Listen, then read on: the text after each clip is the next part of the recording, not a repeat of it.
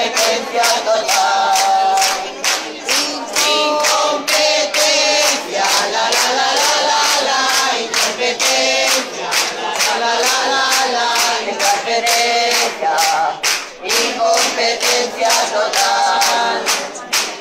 La presidencia, la competencia, la competencia, la gerencia de incompetencia. Escolta!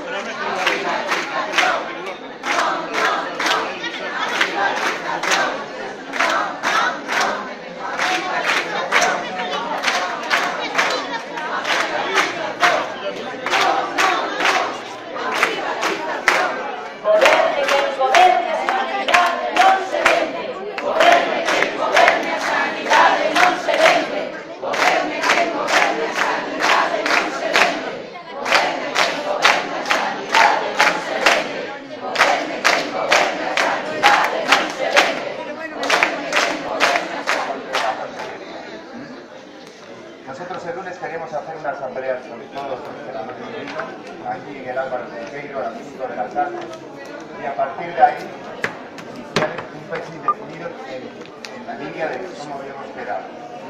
¿Vale? Tenemos que mantener esa coherencia y vamos a ver si durante estos días la Consellería y el Sergas se dignan a tener esa reunión que nos han prometido.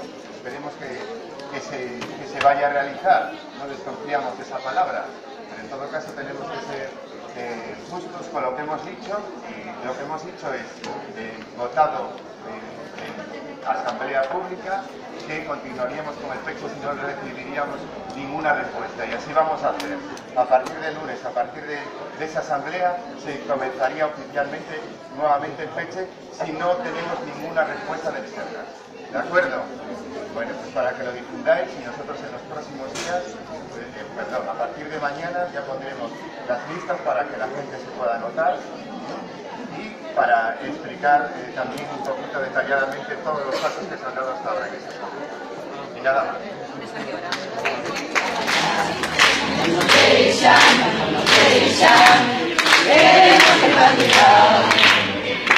La concesionaria son grandes explotadores, malpagan e testigan e botan os celadores.